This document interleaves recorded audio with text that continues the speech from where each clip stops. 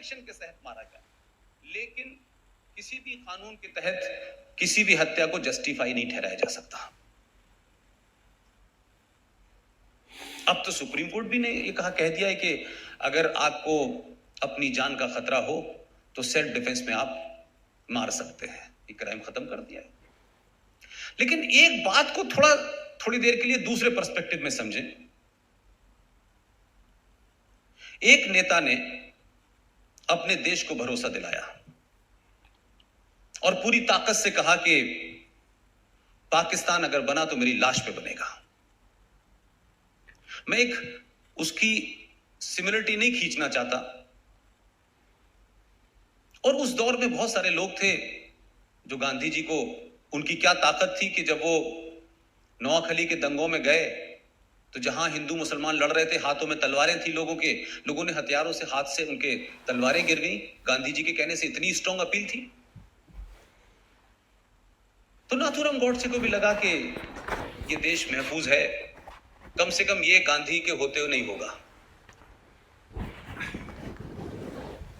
आप में से किसी ने 15 अगस्त 1947 को जब इस दिल्ली में जश्न मनाया जा रहा था तो बंगाल में और पंजाब में क्या हो रहा था, ये किसी को अंदाजा है? ये क्यों नहीं देश को बताया गया? और हिंदुस्तान के कौन से डॉक्यूमेंट में लिखा है कि 15 अगस्त 1947 को भारत आजाद हुआ था? कोई डॉक्यूमेंट नहीं सरकार के पास। नेशनल आर्काइव दिल्ली में चले जाएं, उसमें लिखा है 15 अगस्त 1947 को ट्रांसफर ऑफ पावर हुआ है। लेकिन हम गीत गा रहे हैं आजादी के।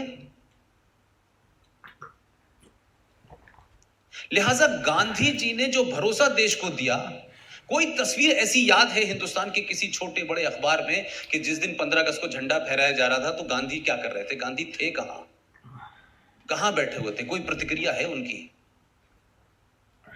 तो ये आजादी, जिसको आप आजादी कह रहे हैं, जिसको हम सब लोग आजादी समझ रहे हैं, जिसमें 21 लाख लोगों की सरकारी रिकॉर्ड के हिसाब से मौत हुई है, सबसे ज्यादा लाशें पंजाब से की, सबसे ज्यादा उसके बाद लाशें बंगाल में हुई। गांधी के हत्यारे की चिंता है लोगों को।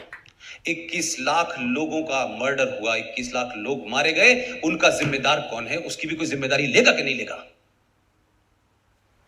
वो किसके खाते में जाएंगी भाई? और क्या इस देशवासियों से पूछा था आपने कि हम एक लाइन खींच देंगे पंजाब से और एक लाइन खींच देंगे बंगाल में और ये मुल्क को हम बांट देंगे? ये किसने तय किया था? कौन कॉन्स्पिरेटर थे? क्या गांधी जी को नहीं पता? क्या गांधी जी की सहमति से नहीं हो रहा था? कि गांधी जी को नहीं पता था कि कौन कौन लोग इसमें शामिल है? तो गांधी जी की क्या प्रतिक्रिया थी भाई? अंबेडकर से उनका किसी बात पे विवाद हो गया तो अंबेडकर जी के पास पहुंचे और कहा कि मैं आपकी बात से सहमत नहीं हूं, और धरने पर बैठ गए। तो अंबेडकर जी के शब्द हैं, उन्होंने कहा, गांधी जी, आपकी जरूरत इस देश को है, आप अनशन मत करिए, मेरी बात ठीक है, लेकिन क्योंकि आप देश के लिए जरूरी हैं, इसलिए मैं आपकी बात की वजह से अपनी बात वापस ले रहा हूं। फिर एक दूसरी घटना घटी जब सुभाष चंद्र बोस को कांग्रेस का अध्यक्ष बनाया गया, तब भी गांधी जी ने धरना दे दिया। मैं आज पूछता हूं 2019 में, गांधी जी जब जिन्ना अपनी जिद पे अड़ गया था कि पाकिस्तान को बांटेंगे, तो आप उसके सामने धरने पे क्यों नहीं बैठे थे?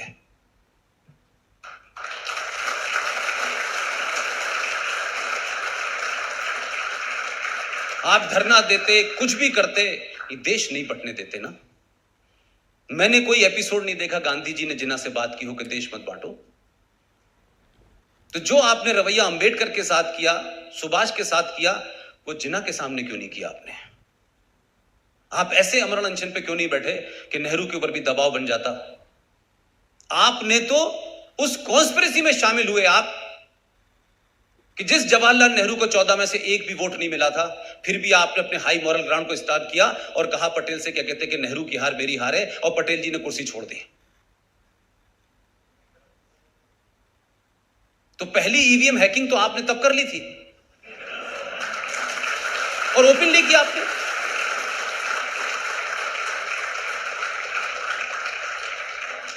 तो हम किसी आदमी को एक देवता की जगह बैठा दे और फिर उससे कहेंगे जो तुम कर रहे हो वो ठीक है, और उस पर सवाल उठाएंगे तो लोग कहेंगे देखिए साहब गांधी जी के बारे में, गांधी जी ऐसे थे। भाई गांधी जी को क्रिएट किया गया, मेरा मानना यह है।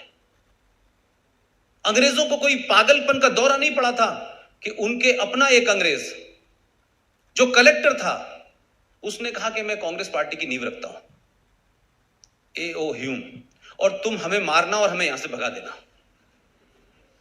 इतनी सहमति तो मैंने कहीं नहीं देखी आज तक। और मैं कहूं कि पूरी कांग्रेस पार्टी का चरित्र देखें अगर आप, ठीक है कि उसमें बहुत सारे लोग गए, फिर वापस निकल आए, फिर अलग अलग जगह चले गए, लेकिन कांग्रेस पार्टी का पूरा जन्म और कांग्रेस पार्टी की अप्रोच में कुछ लोगों को आप देखें कि जैसे ही इस देश में